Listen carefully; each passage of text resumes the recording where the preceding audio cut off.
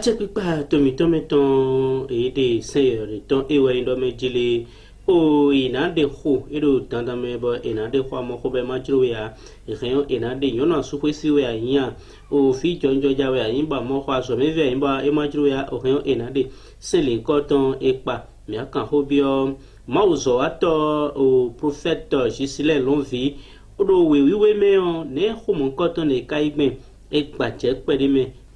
mi ondo e basi jiwo ye we mendato o e basi de me mi ton le ye de ton bo ye signé ye pli non sito e me son sito e me nu e to le to e me bo e sin bo magboro gbeto re sin ga de ko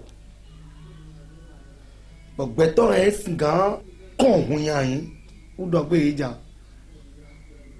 o senelo ni de tinto o sen beneto me o senyina kanwe do no to do senyina kanwe ndo mo lo me do hunde we exam do me hero hunde we do bodo i holo bo we no yero ke me le po he di e sin he de holo bo nyonu asuwe e na do asumi to lo e ma bo di holo ba bo ene de lo ale matim la frapper ton mo yedo o fi mi to awulivu le de to we o me ile èmi já sedo finu kombo e na yin ba fi to ga to so bo to le bo na se yin ko e to so ye na kuto ajidonu ye na kuto e ba fi ko dide teme o seno o senyira kanwe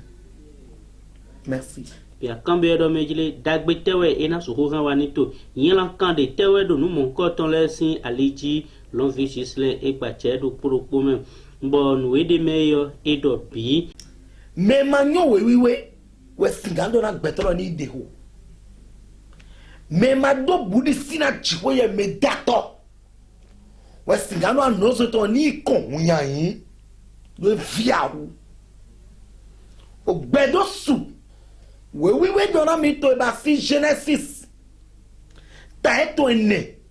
qui est en haut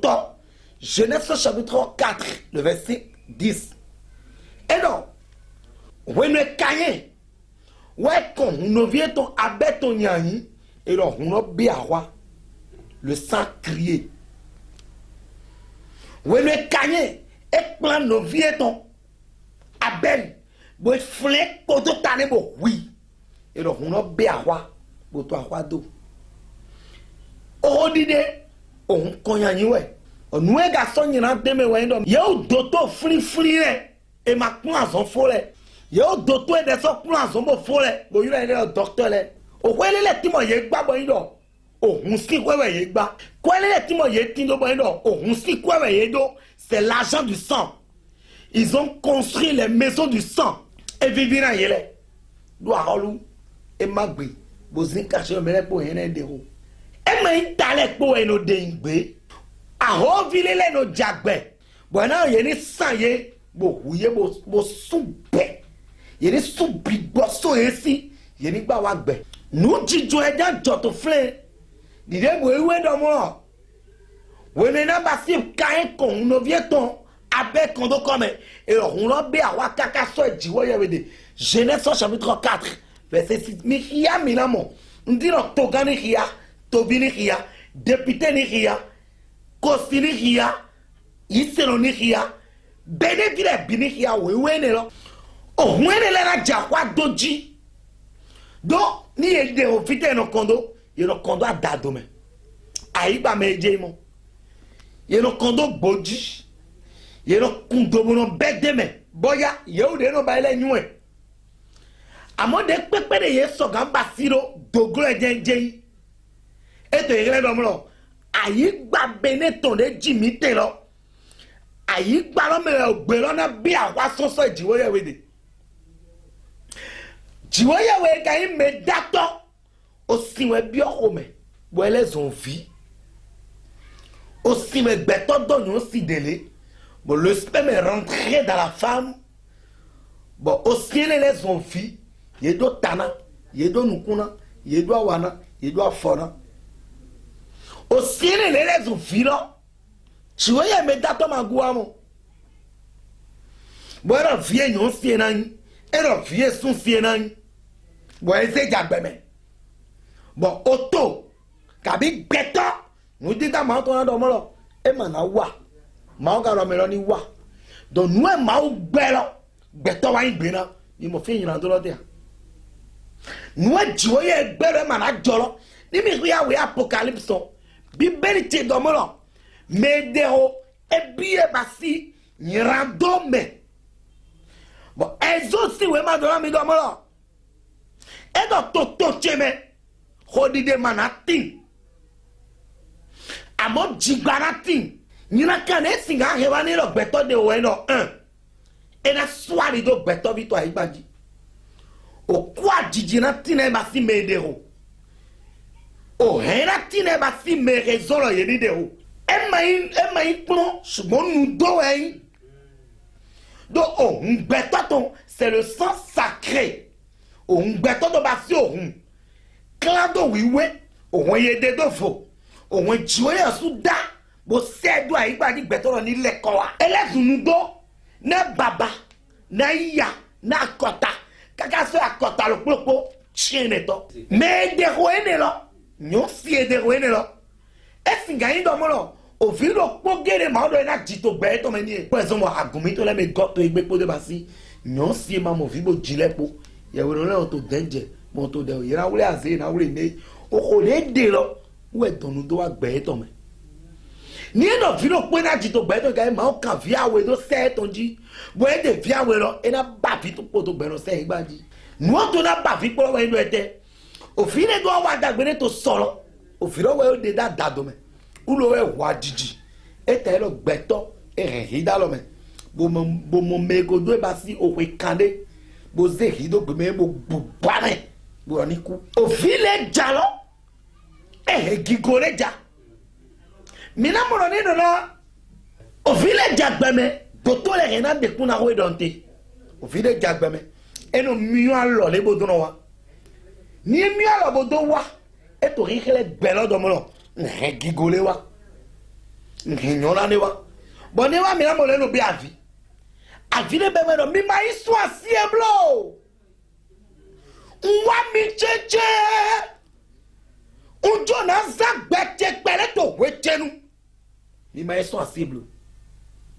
o fi gbe mi le wa no bi avi we o fi ene lo he gigolo ja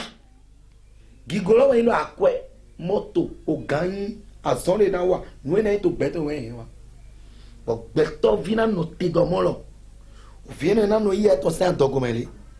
buena zeba sisi do bona san bona ja bona vu bona tre bona berun loton bona beda dato me beto e voter sen lo o chewe do mo ye o de no po bo voter sen lo le ndo beto mi e sai ndo beto e sa die ye o de no po bo mo lo enyo le do e na jole ye o nu aton nu koton we do mo lo ni do mo lo we po yire na do sian ka we po yire na do jo ni mere fode ko voter se mo ko to so de wai yire mana jo ni mere vole ko sian mo voter se mo ko to do yire na de rolo mere le na ti mo e ma no ye me am yire on de da do me bo an de do boji bo tukuna du ye adado na ye odo na ye fi mi akon so ni awe to we do mo lo ye do na pa ye ko mo lo o fiele o su papa le voter so ye do fi yon si ni e ma te do fi yon si ye do fi sun si bo e ja fi jigbe o fi yon si e ba fi awuri vure